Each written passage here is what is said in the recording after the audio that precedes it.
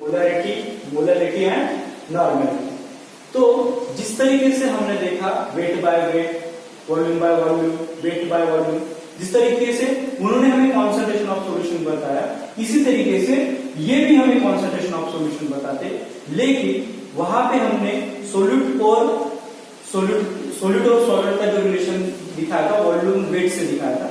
यहाँ पे मोलरिटी है, मोलरिटी और नॉर्मेलिटी। तो यहाँ पे जो सॉलिड है वो कितना मोल आपके सॉल्यूशन में प्रेजेंट है, या उसका रिलेशन आपके मोल का रिलेशन आपके सॉल्यूशन के साथ क्या है, तो ये तीन क्वांटिटी आपको दिखाई देगी। तो सबसे पहले हम बात करते हैं मोलरिटी के बारे में। तो मोलरिटी क्या है, तो हम डायरेक्ट उसका फॉर्मूला देखते हैं कि मोलरिटी का फॉर्मूला क्या है। सो मोलरिटी का फॉर्मूला है mole of solute present in volume of solution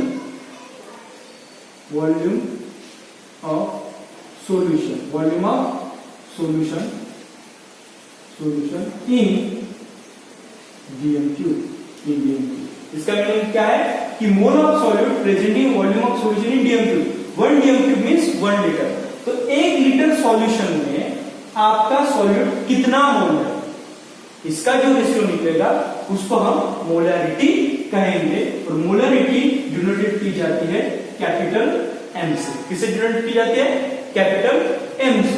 लेकिन हर वक्त हमारा सॉल्यूशन शायद डीएम3 में ना हो, लीटर में ना हो, तो अगर हम इस तरीके से इसको हम चेंज कर सकते हैं, या और में लिख सकते हैं मोल of solute in volume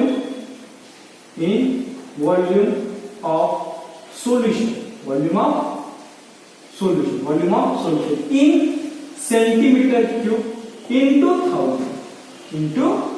thousand. अगर आपका volume centimetre cube and centimetre cube nothing but the ml, अगर आपका वॉल्यूम ml में हो तो उस वक्त मोल of solute present in volume of solution in ml into 1000, ये जो रेशियो निकलेगा that is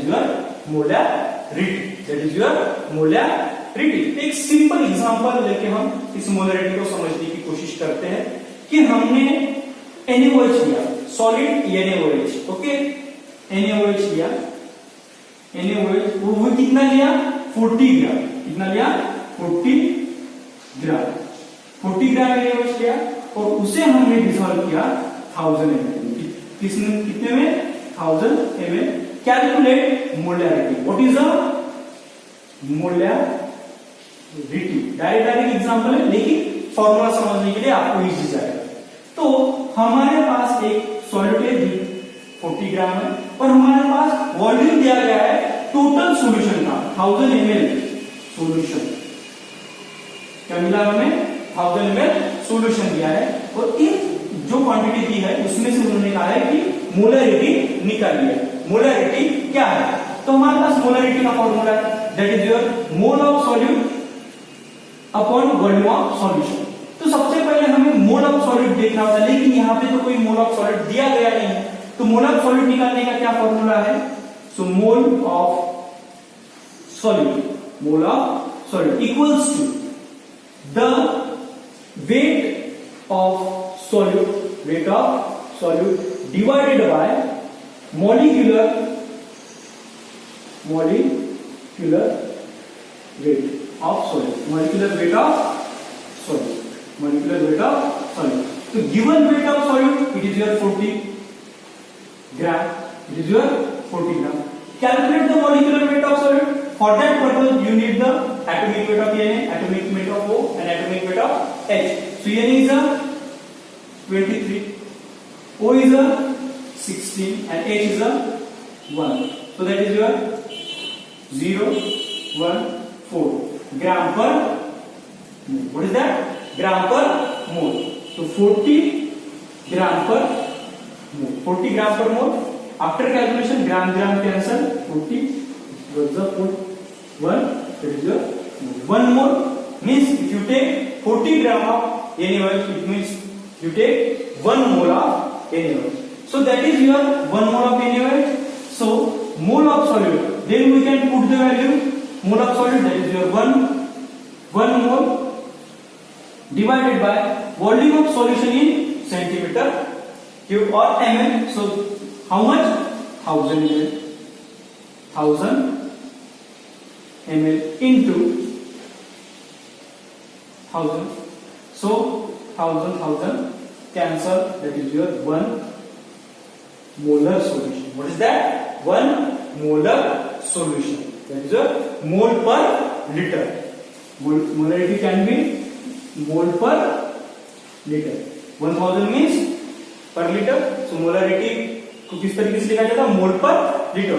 it means that 1 मोल पर लीटर. इसका मीनिंग क्या है कि 1 लीटर सॉल्यूशन में आपका NaOH कितना मोल है? 1 मोल. कितना मोल है? 1 मोल. So because of this is known as a 1 molar solution of NaOH. When we add 40 gram of NaOH in 1000 ml. Okay. Then next है हमारे पास molality. What is that? Molality. So molarity is denoted by small m. Molarity is denoted by small m. Here is a mole of solute present in weight of solvent in kg और दूसरी तरीके से इसका formula लिखा जा सकता है mole of solute in weight of solvent in gram into 1000. तो उस वक्त जो हमने वॉल्यूम लिया था मोलैरिटी में, वो टोटल वॉल्यूम था किसका? सॉल्यूशन का. लेकिन यहां पे थोड़ा ध्यान दीजिए आप कि हमने वेट ऑफ सॉल्वेंट कहा. मैंने क्या कहा है? Weight of solvent. ना कि ये कहा है जब सॉल्यूट और सॉल्वेंट मिक्स हो जाते वो वेट लीजिए. आपको क्या लेना है? Net weight of solvent. मतलब आपको 1 kg सॉल्वेंट लेना है, उसमें आपको क्या डालना है? आपका सॉल्यूट डालना है. आपको इसमें wait of solute plus solvent का प्लस करके नहीं लेना है. आपको टोटल वेट किसका लेना है? सिर्फ सॉल्वेंट का लेना है. फॉर एग्जाम्पल अगर हमने कहा कि हमें मोलैलिटी निकालनी है. क्या निकालनी है? मोलैलिटी निकालनी है. तो हम NaOH के एग्जाम्पल लेके चलते हैं. NaOH का अगर हमने एग्जाम्पल ले लिया तो इसमें क्या होता है कि हमारे पास क्या है? हमने डाला 4 ग्राम. कितना? 4 ग्राम NaOH. 4 gram NaOH in 500 gram of water. 500 gram of water. और क्वेश्चन निकला कैलकुलेट द मोलैलिटी. अगर हमें मोलैलिटी कैलकुलेट करनी है तो हमें सबसे पहले क्या चाहिए? मोल ऑफ सॉल्यूट. इसमें से सॉल्यूट को नहीं, ये तो जो ग्राम है ये वाटर का वेट है, और ये जो 4 ग्राम है ये आपकी NaOH का. तो NaOH वाटर में डिसॉल्व होकर सॉल्यूशन बना है. जो कम क्वांटिटी में वो आपका सॉलिड रहा, तो आपका NaOH का हुआ सॉलिड हुआ. उसके आप मोल निकालिए. तो मोल कैसे निकालेंगे? NaOH का मोलर मास निकालेंगे. हमें पता है NaOH का मोलर मास होता है 40. कितना होता है? 40. तो हमें मोल निकले 0.1 मोल. 0.1 मोल. अगर हमने 4 ग्राम NaOH लिया, मतलब कितना मोल NaOH लिया? 0.1 मोल NaOH लिया. ये 0.1 मोल NaOH हमने किसमें डाला? 500 ग्राम ऑफ सॉल्वेंट इंटू 1000. तब जाके हमारी मोलैलिटी. ना कि मैंने ये किया, ध्यान दीजिए, ना कि मैंने ये किया 500 प्लस 504 इंटू 1000. ये जो नीचे में लिया ये सिर्फ मैंने वेट किसका लिया? सॉल्वेंट का. जब हम मोलैलिटी निकालते हैं तब हमें मोल ऑफ सॉल्यूट तो निकालने पड़ते हैं, जैसे हमें मोलैलिटी के लिए निकालने पड़ते हैं. लेकिन जो हम नीचे वेट ले रहे हैं वो सॉल्यूट और सॉल्वेंट का प्लस नहीं है, वो सिर्फ वेट किसका है? सॉल्वेंट का है. किसका है? सॉल्वेंट का। ओके, सॉल्वेंट का वेट लेंगे और मोलर मोल को हम सॉल्वेंट के लिए इंटू 1000। अब इसका आंसर क्या आता है? 500,002। Okay, that is 0.1 into 2, 0.2 molarity, 0.2 molarity, molality, that is your this much of mole of solute present in 1 kg of solvent. What is that? 1 kg of solvent. This much of mole present in 1 kg of solvent. Okay, so this is the information given by molality. Okay, so next term हमें पढ़नी है normality. क्या पढ़नी है? Normality. तो normality क्या होती है? नॉर्मलिटी क्या होती है? तो normality is denoted by capital N equals to number of gram equivalent, number of gram equivalent present in volume of solution in ml, अगर ml में रहा इंटू 1000 कर दीजिए, यही फॉर्मूला थ्रू आउट यूज होता है। तो volume of solution in ml, लेकिन यहां पे उन्होंने क्या बोला कि नंबर ऑफ ग्राम इक्विवेलेंट लीजिए, नंबर ऑफ ग्राम इक्विवेलेंट लीजिए। तो नंबर ऑफ ग्राम इक्विवेलेंट कैसे लें और किस तरीके से number of equivalent gram calculate किए जाते हैं? तो फॉर एग्जांपल अगर हम एक एग्जांपल लें कि हमारे पास हाइड्रेटेड ऑक्सैलिक एसिड, क्या है? Hydrated oxalic acid. Hydrated oxalic acid किस तरीके से लिखा जाता है? COOH dot twice H2O. It can be written like this: C2H2O4 dot twice H2. This is your hydrated oxalic acid. Okay, what amount? 1.26 gram. 1.26 gram is dissolved in 500 ml of water. 500 ml of water, and they say that calculate normality. Calculate normality. क्या क्या लिया हमने hydrated oxalic acid लिया जिसका हमने wait लिया 1.26 ग्राम, जो कि हमने डिसॉल्व किया 500 ml में सॉल्यूशन बना, और इसकी हमें नॉर्मलिटी निकालनी है। लेकिन हमने मोलारिटी देखी तो हमने मोल ऑफ सॉल्यूट लिए थे, हमने मोलारिटी ली तब भी हमने मोल ऑफ सॉल्यूट लिए थे। लेकिन नॉर्मलिटी के केस में वो क्या कह रहे हैं? नंबर ऑफ ग्राम इक्विवेलेंट निकालिए। So number of gram equivalent किस तरीके से निकाले जाते हैं? तो सबसे पहले तो हमें इसका मॉलिक्यूलर वेट पता होना चाहिए, किसका? ऑक्सैलिक एसिड का। तो सबसे पहले उसका मॉलिक्यूलर वेट कैलकुलेट कीजिए। मॉलिक्यूलर वेट किस तरीके से कैलकुलेट करेंगे? तो आपके पास कितने कार्बन है? पूरा मॉलिक्यूल देखिए, हाइड्रेटेड मॉलिक्यूल, कितने कार्बन है? 2। So carbon equals to 2 and atomic weight of carbon 12। Then आपके पास हाइड्रोजन कितने हैं? 2 और ये 4, 6। So hydrogen 6 into 1। आपके पास ऑक्सीजन कितने हैं? 1 2 3 4 और ये 2, 1 2 3 4 और ये 2, 6 ऑक्सीजन रहे। 6 इंटू 60। देन इनका सब कैलकुलेशन कीजिए, क्या था?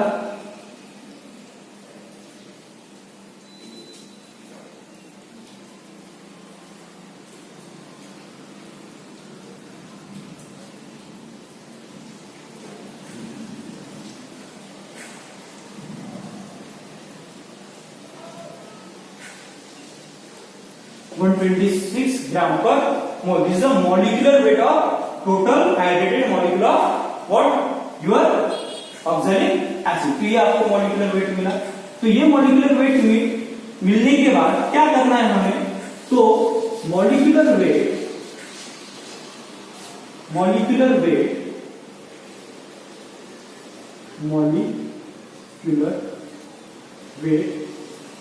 डिवाइडेड बाय, अगर ये एसिड है तो इसकी बेसिसिटी रहती है, अगर ये बेस रहे तो इसकी एसिडिटी रहती है। तो इसकी हमें बेसिसिटी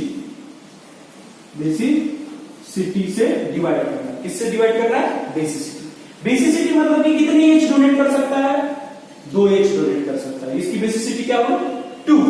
तो molecular weight 126 divided by 2, that is your 63। What is that 63? It is your equivalent weight. It is your equivalent weight. What is that? Equivalent weight. Equivalent weight कैसे निकालते हैं कि जो भी आपका कंपाउंड है उसकी मॉलिक्यूलर वेट लीजिए, डिवाइडेड बाय बेसिसिटी कीजिए, तो आपको मिलेगा 63 मिला इस केस में। फिर इक्विवेलेंट वेट निकालने के बाद नॉर्मेलिटी निकालने के लिए हमें चाहिए number of gram equivalent. Number of gram equivalent, number of gram equivalent. तो नंबर ऑफ ग्राम इक्विवेलेंट किस तरीके से निकाला जाता है, जो कि आपके पास गिवन वेट है। गिवन वेट है, गिवन वेट क्या है, 1.26 1.26, या इस तरीके से हम लिख सकते हैं wait of solute. Wait of solute, जो आपका सॉल्यूट दिया है, वेट ऑफ सॉल्यूट दिया है, उसको आप डिवाइड कर दीजिए किससे, जो आपने इक्विवेलेंट वेट निकाला है, that is your 63 equivalent weight से। तो आपको क्या मिलेगा, गिवन वेट है 1.26 डिवाइडेड बाय 63।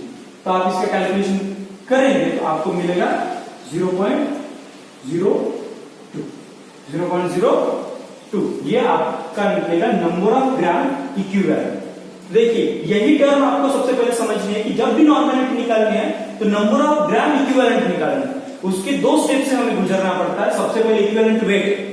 तो इक्विवेलेंट वेट किस तरीके से निकालते हैं, जो भी सॉलिड दिया है उसका मॉलिक्यूलर वेट निकाल लिया हमने हाइड्रेटेड का 126 डिवाइडेड बाय बेसिसिटी। बेसिसिटी मतलब वो कितने H पॉजिटिव डोनेट कर सकता है, 2 डोनेट कर सकता है, तो उससे हमने डिवाइड किया तो 63, दैट इज इक्विवेलेंट वेट। जो इक्विवेलेंट वेट निकला है उस इक्विवेलेंट वेट से हमें किसको डिवाइड करना है, गिवन वेट को। गिवन वेट को लेंगे 63, आपका आंसर है 0.02, that is your number of gram equivalent. अब जाके हमें मिला नंबर ऑफ ग्राम इक्विवेलेंट। ये प्रोसीजर देख लीजिए। फिर अब आएंगे हम नॉर्मेलिटी पे। तो number of gram equivalent that is your 0.02 divided by volume of solution in ml। So that is your given 500 ml already in question. So divided by 500 into 1000, 1, 1, 2, 2. So 0.02 into 2, that is your 0.04 normality. 0.04 normality मिली है आपको। तो इस तरीके से normality निकाली जाती है। Normality निकालने के लिए इन 2 स्टेप से जाना पड़ता है। सबसे पहले equivalent weight, that is your molecular weight upon basicity. Equivalent weight मिलने के बाद जो हमें ग्राम दिया है क्वेश्चन में, उसको हमें इक्विवेलेंट वेट से डिवाइड करना पड़ता है, तो वो मिला। फिर हमें normality equivalent weight divided by basicity. Okay, तो इस तरीके से हमें नॉर्मेलिटी का में ठीक है।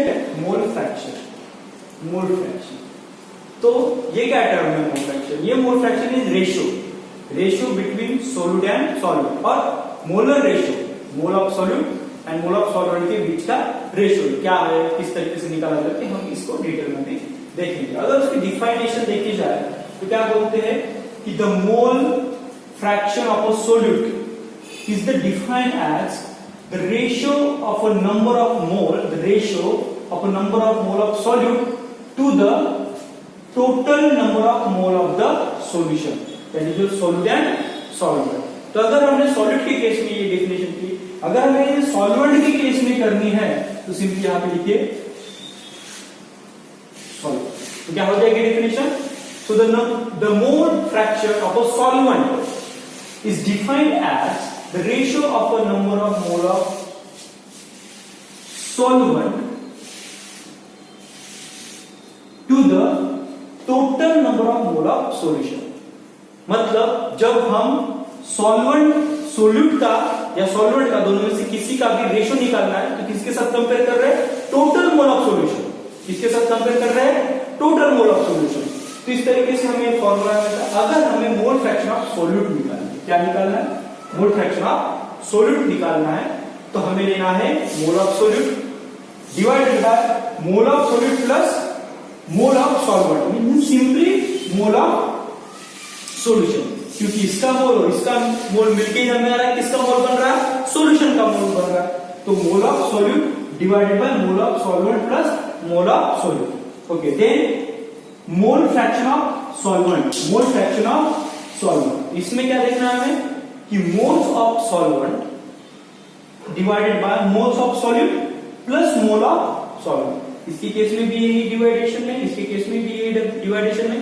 सिर्फ फर्क इतना है कि जब हम फ्रैक्शन ऑफ सॉल्वेंट निकाल रहे हैं तब ऊपर लिख रहे हैं मोल ऑफ सॉल्वेंट, और जब हम फ्रैक्शन ऑफ सॉल्यूट निकाल रहे हैं तब ऊपर लिख रहे हैं moles of solvent.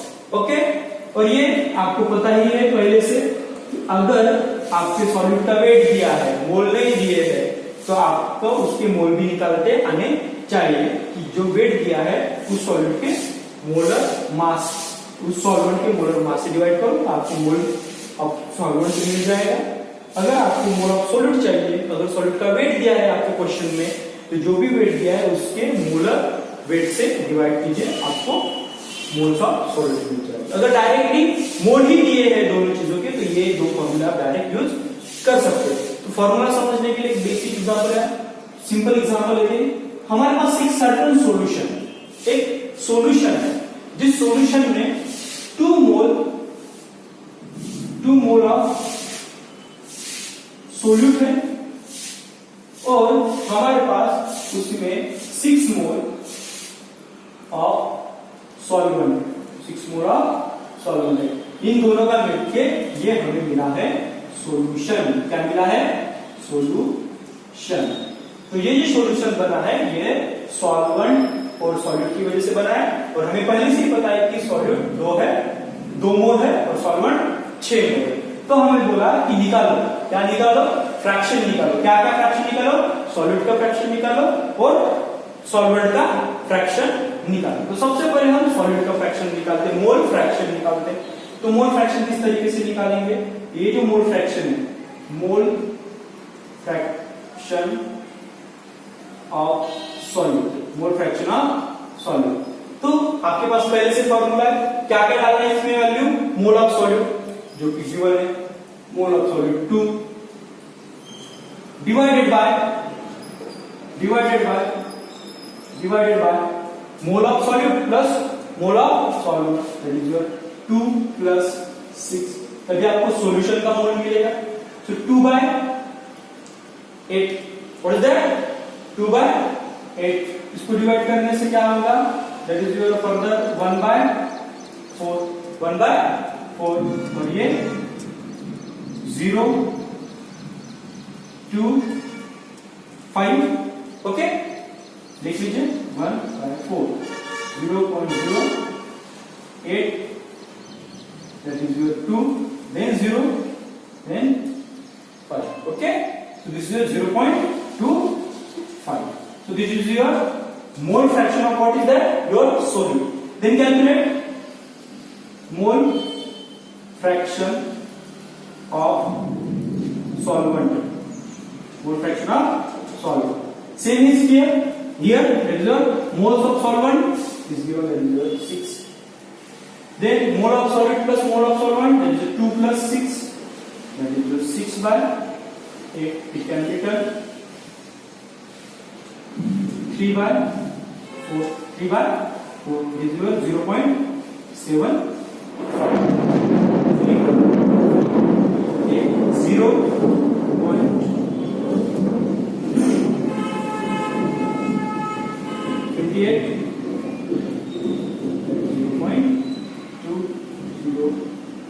Okay, so this is your 0.75.